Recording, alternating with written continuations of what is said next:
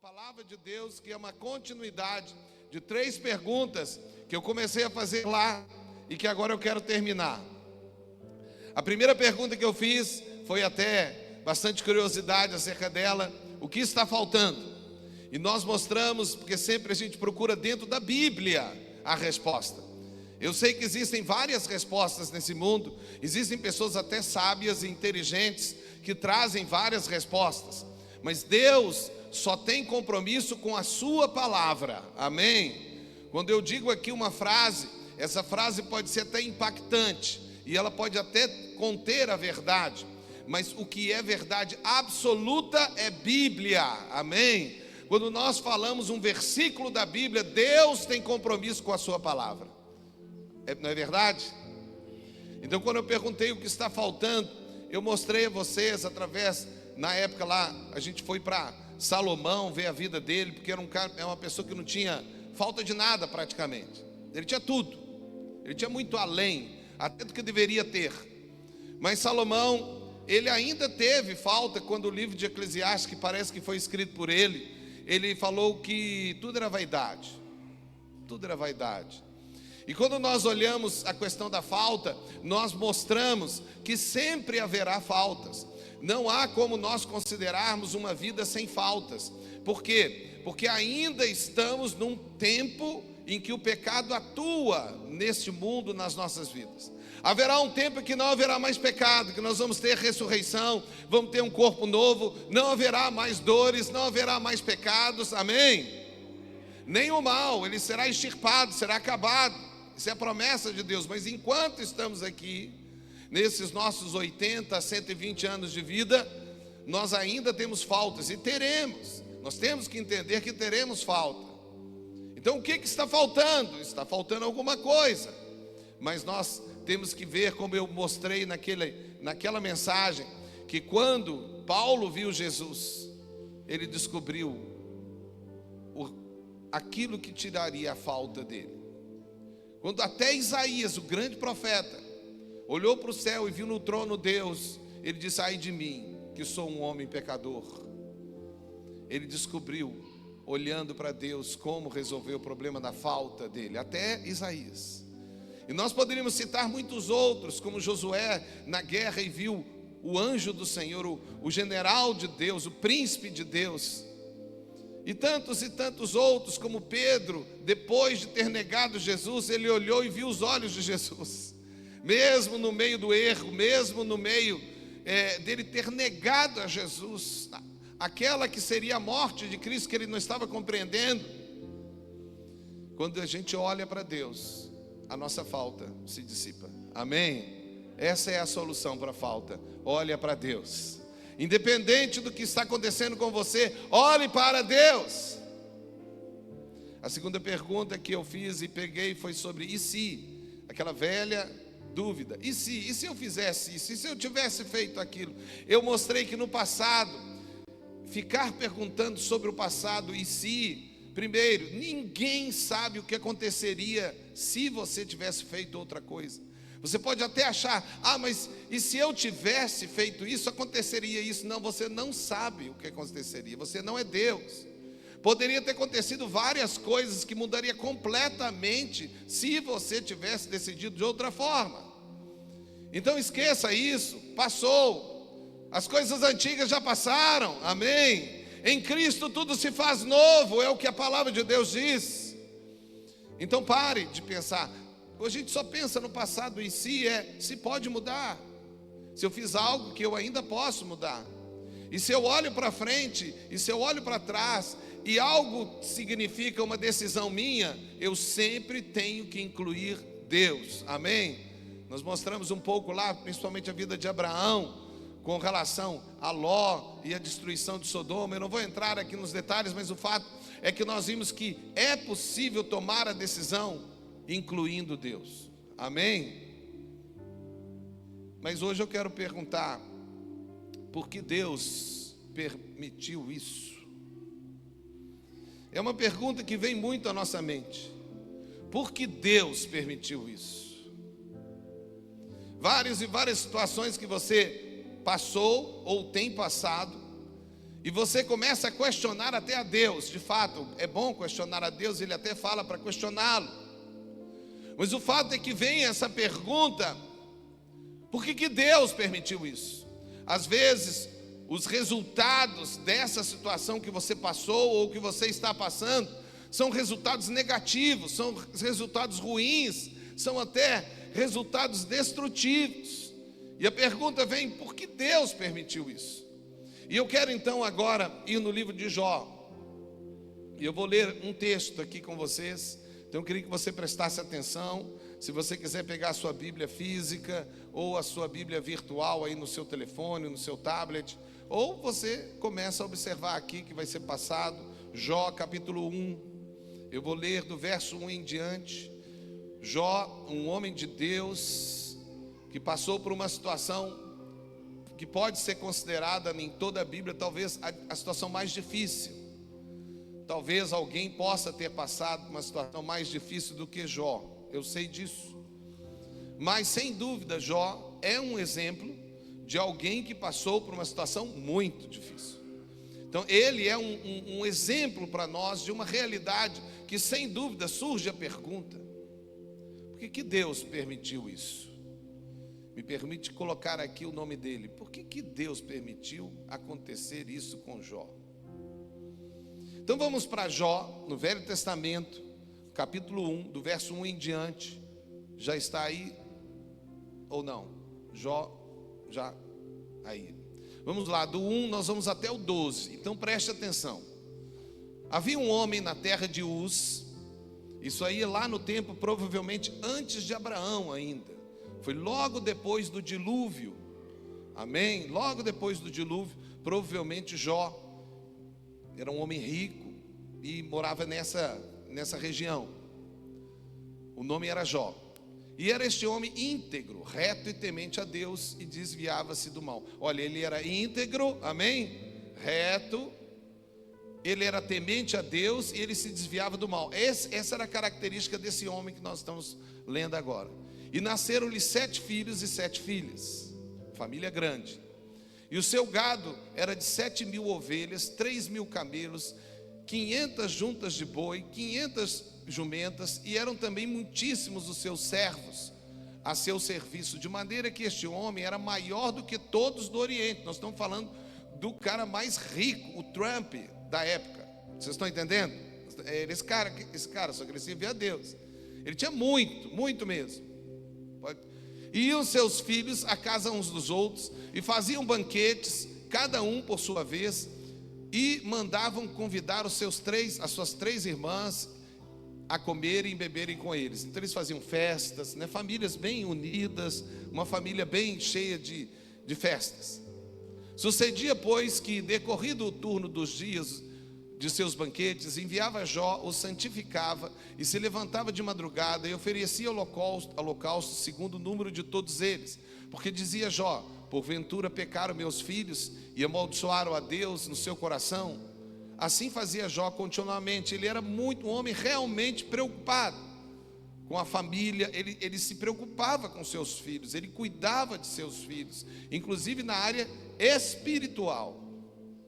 E num dia em que os filhos de Deus vieram apresentar-se perante o Senhor, veio também Satanás entre eles. Agora nós saímos do ambiente daqui da terra e entramos no ambiente espiritual, lá no trono de Deus. E estavam então os anjos, os filhos de Deus são os anjos. Eles estavam vindo conversar com Deus. Nós não vamos entrar aqui em como que funciona o céu, apenas estamos vendo um vislumbre da realidade divina. Mas Deus está sentado no seu trono, e nós podemos ver isso em outros textos, como de Isaías, que fala da sala do trono. E ele estava ali, os anjos vieram para falar com ele. Nessa época, nós não podemos dizer aqui teologicamente detalhes do porquê que o diabo foi e não veio. Eu não vou entrar nesse detalhe, apenas vou falar que nessa época Satanás veio também para falar com Deus. E é um fato que nós precisamos de entender, que Satanás, e eu queria deixar isso bem claro, Satanás, ele não é nada perante Deus, nada. Sabe o que é nada? Nada é nada. Ele pode juntar todos os demônios, as potestades poderosas que atuam nos dias atuais, todos. Eles não são absolutamente nada perante Deus. Veja, Deus não luta com o diabo não tem possibilidade, nem os demônios, de lutar contra Deus. Se eles viessem contra Deus, eles todos seriam imediatamente destruídos. Na verdade, assim como esse texto diz, o diabo vem para falar com Deus, mas numa posição assim de submissão. É o rei. Vocês estão entendendo? Entenda uma coisa: o diabo luta contra a igreja, não é contra Deus. A igreja que se levanta contra o diabo, e Deus até falou com a igreja que Deus colocou o diabo e os demônios debaixo dos pés da igreja. Nós temos autoridade sobre os poderes das trevas. Se os poderes das trevas ainda atuam em nós, ou através de alguma situação perto de nós, é porque nós não assumimos a autoridade que nós temos, ou porque nós estamos em pecado, porque quando estamos em pecado, permitimos que eles ajam. Amém? Todos entenderam? Então aqui claramente aparece esse ser que caiu, né, e levou, pelo que Apocalipse fala, 1/3 dos anjos caíram com ele. Ele é chamado de Satanás, adversário, ou diabo, que é acusador. O nome dele nem é Lúcifer. Lúcifer foi um nome dado na tradução da Vulgata Latina, quando pegaram lá uma coisa relacionada com o diabo, e que é um ser luzente, e botaram o nome de Lucifer, que é latim, significa iluminado. Mas ele não é mais luzente, ele não é mais iluminado, ele não é Lúcifer, mas ele gosta de se chamar assim, que ele diz que tem luz, ele não tem luz nenhuma. Amém? É bom esse entendimento? Então nós estamos falando desse ser. Ele chegou lá, então o Senhor disse a Satanás: de onde vens? E Satanás respondeu ao Senhor e disse: de rodear a terra e passear por ela. Preste atenção, não é que Deus não sabia onde que o diabo estava, não. Deus sabe de tudo, amém? Ele só estava dando a oportunidade de Satanás falar com ele, porque se Deus não falasse nada, Satanás ia chegar na frente e ele ia falar: sai, eu não quero conversar com você. Amém? Mas Deus tinha um propósito. Deus é Senhor. Ele permite coisas com objetivos. Amém? Então, e disse o Senhor a Satanás: observaste tu meu servo Jó?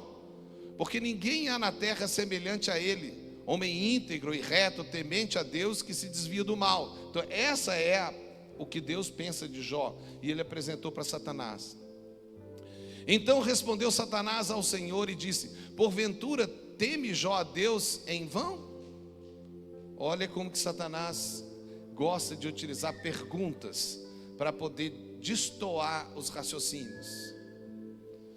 Porventura tu não cercaste de sebe a ele e a sua casa e tudo quanto tem? A obra de suas mãos abençoaste, e o seu gado se tem aumentado na terra.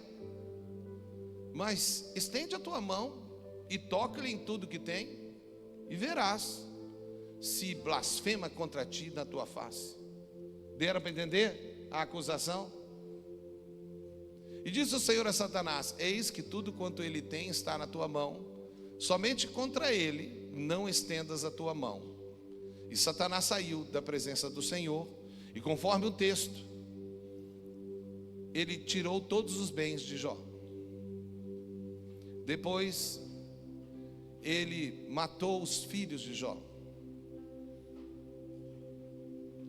Depois ele lançou doença no corpo de Jó, a ponto de Jó sair de sua casa e se pegar cacos para raspar as feridas.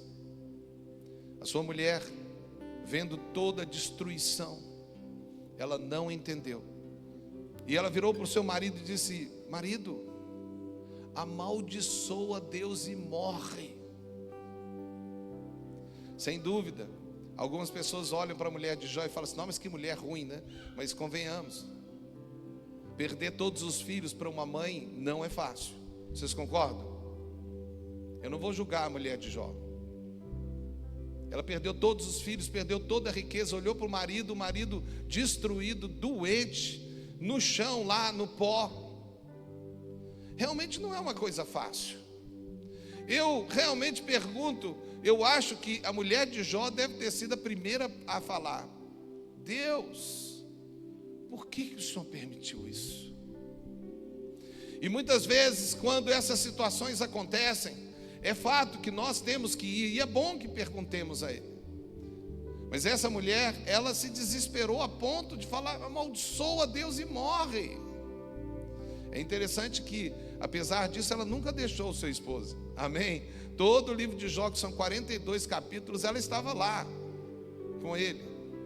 Apareceu 3 amigos, e todo o livro de Jó é uma conversa dos amigos com Jó. Foi uma conversa bem longa, até que Deus termina a conversa e chama eles e fala: o que vocês estão falando? Vocês estão falando de coisas que vocês não entendem. Aí ele chamou Jó e falou: Jó, agora eu vou perguntar e você vai responder. E quando Deus começa a falar: você sabe quantos grãos de areia tem no mundo? Deus começa a perguntar e Jó começa a se espantar. Mas eu queria ler o versículo também antes de entrar de fato na mensagem, já estando nela, né? Jó capítulo 1 também, versículo 20 e 22, põe aí 20 e 22. Quando ele perdeu tudo, ele estava ali, destruído. A Bíblia fala a reação de Jó. Então Jó se levantou, rasgou o manto, rapou sua cabeça, seu cabelo, né? E se lançou em terra. E sabe o que Jó fez? Ele adorou. Eu tenho certeza que Jó não estava entendendo nada do que estava acontecendo. Talvez ele nem tinha ainda uma revelação da existência de Satanás. A Bíblia, o Velho Testamento fala muito pouco de Satanás e anjos caídos, que são os demônios. Muitos nem sabiam direito dessa realidade. Não é como hoje, através do Novo Testamento, que a gente tem uma visão muito clara. Porque Jesus veio e trouxe a verdade. Amém? Ele é a verdade. Mas o fato é que Jó, no meio de tudo aquilo, a reação dele foi realmente se humilhar. E o que ele fez foi adorar a Deus.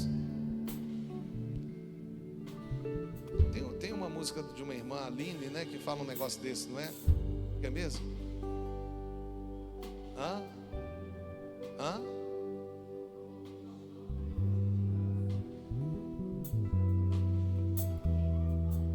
Não, nem sei não. É música bonita, né?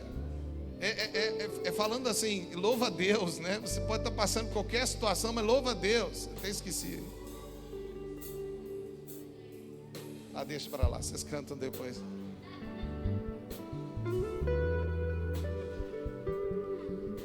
Eu queria então agora que eu vou falar agora algumas coisas para poder nos ajudar nessa pergunta. Porque Deus permitiu isso. Eu acho que todo mundo viu claramente na Bíblia que foi Deus que permitiu o que aconteceu com Jó. Não é verdade? Não foi o diabo, não. O diabo pediu para fazer, mas quem permitiu foi Deus. Porque não acontece absolutamente nada sem a permissão de Deus. Amém? O diabo não tem poder. O poder dele é limitado. Deus é soberano sobre todas as situações. Mas eu queria que você perguntasse a si mesmo.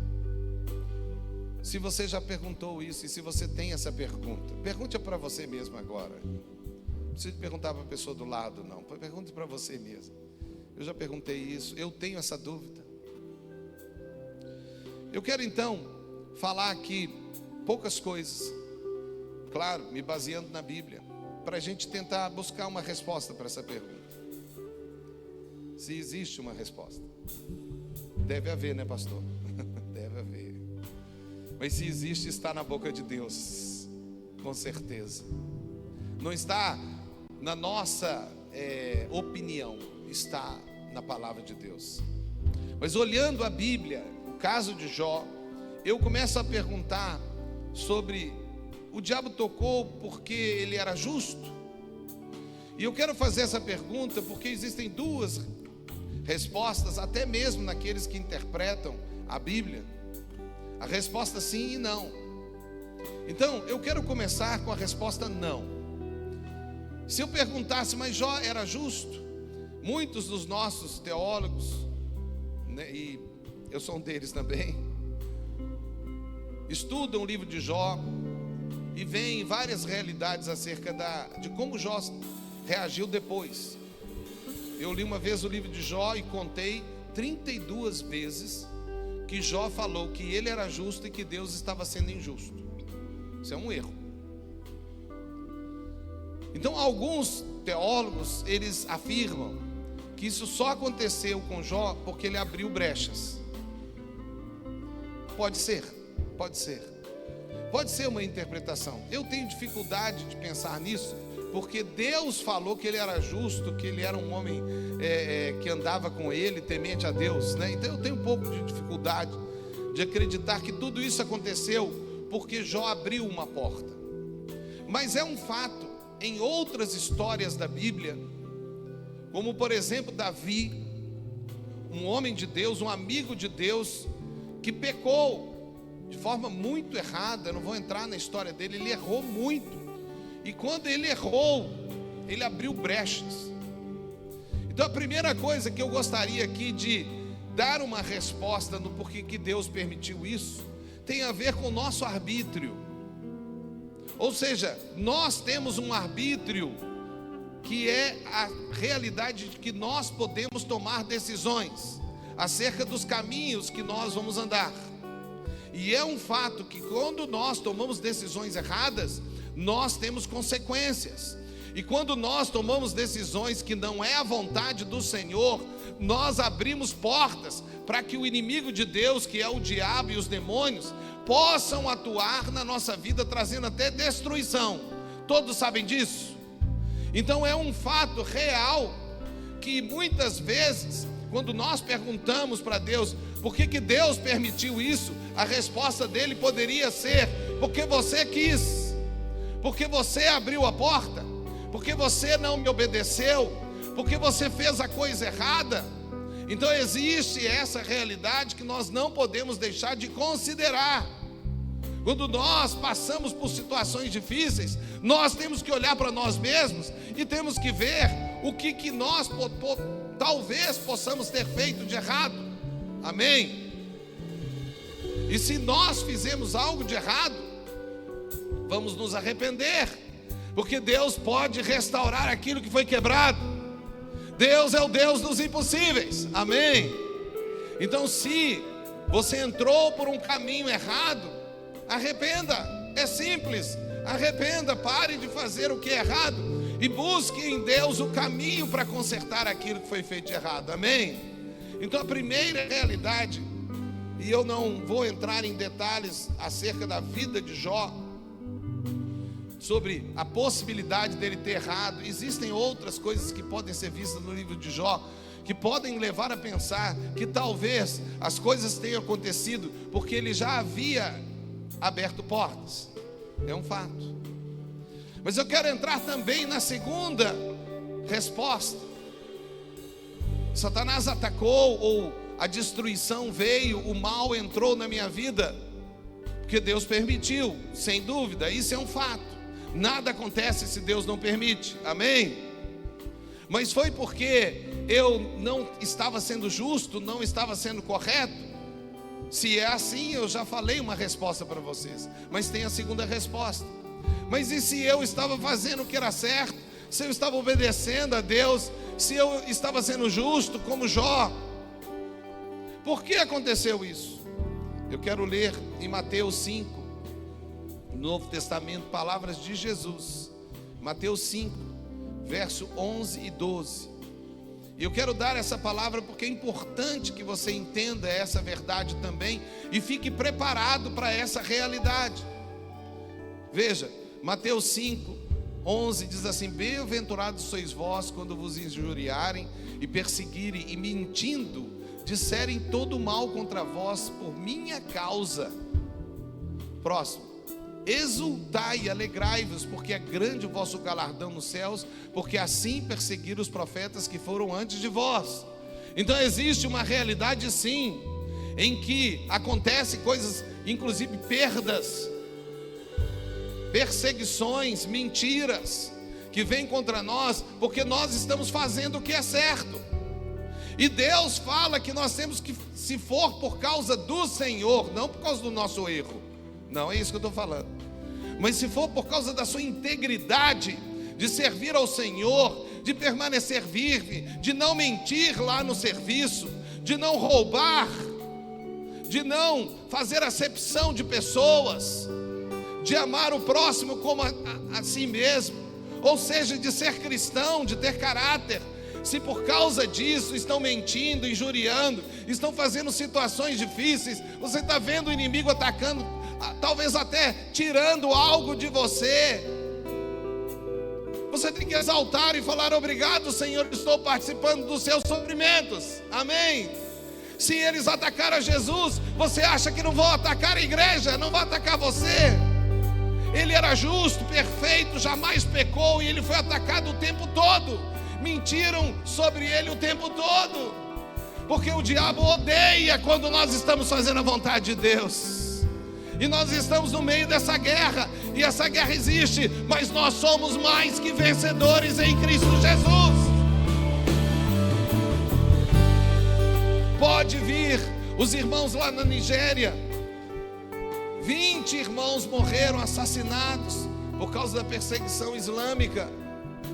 Eles perderam a vida.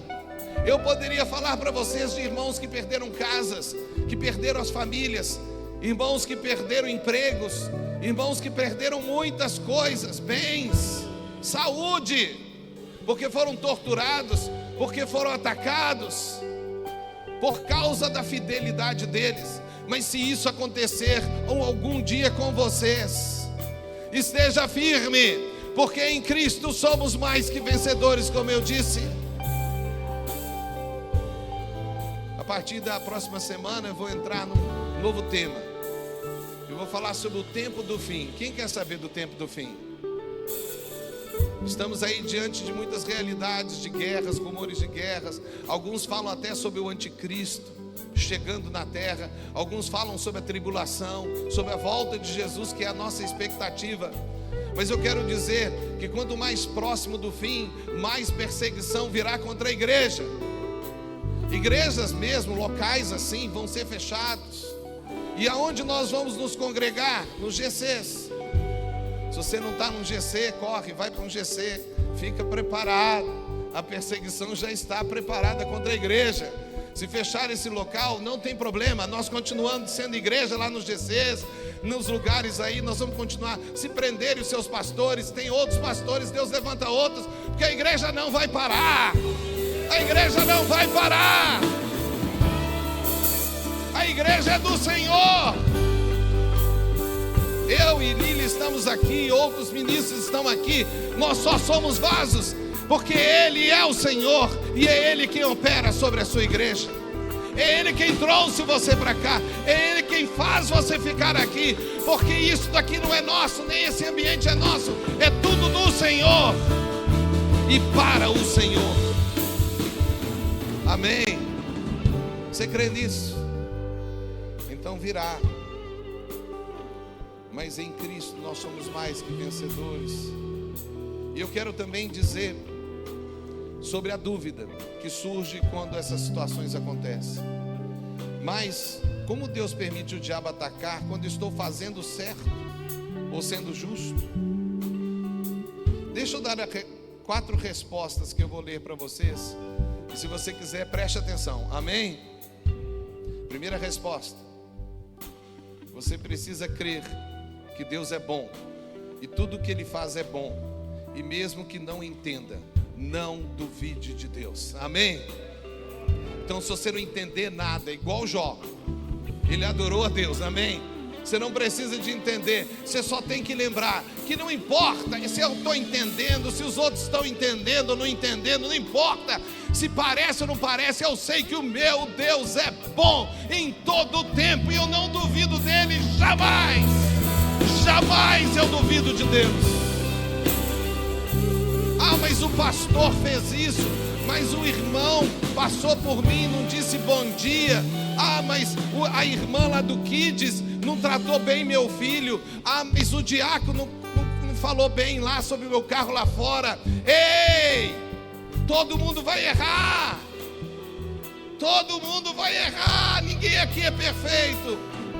Você vai largar Jesus por causa de uma bobagem, por causa de uma situaçãozinha tola ou errada de alguém, ou por causa que um líder fez algo de errado? Jamais, porque nós servimos ao Senhor, e tudo que fazemos, fazemos porque Deus mandou. Amém? A segunda resposta, como Jó, que permite situações difíceis para te ensinar algo. Ele no final disse: eu te conhecia de ouvir falar, e hoje os meus olhos te veem. Amém? No final da vida de Jó, foi isso que ele falou: ó Senhor, eu te conhecia de ouvir falar, agora os meus olhos te veem. Então saiba que Deus permite, como Jó, situações difíceis para ensinar algo para nós. Essa também é uma resposta. Amém? A terceira resposta é: Deus usará a situação que você viveu ou viverá para dar testemunho e ajudar alguém. Amém? Como Jó virou grande testemunho da Bíblia, a sua situação difícil será um testemunho para alguém. Amém? E se for para ser um testemunho e salvar alguém, deixa, Senhor, usa-me, Deus, pode fazer do jeito que o Senhor quiser. A quarta resposta: situações são permissão de Deus para te aproximar dele. Amém? Se eu não tiver resposta nenhuma, eu sei de uma coisa: tudo que você está passando, Deus quer te colocar mais próximo dele. Ele vai permitir coisas absurdas, como aconteceu com um colega meu de seminário, quando eu fazia ainda seminário. Lá atrás, meu colega era bem mais velho, ele era um doutor, ele era engenheiro, dono de uma empresa, uma construtora no Brasil, muito rico por sinal. E ele contou a experiência dele. Ele disse que ele era um ateu. E um dia, ele estava dirigindo o carro dele muito bonito, quando de repente o caminhão parou e ele bateu o carro dele.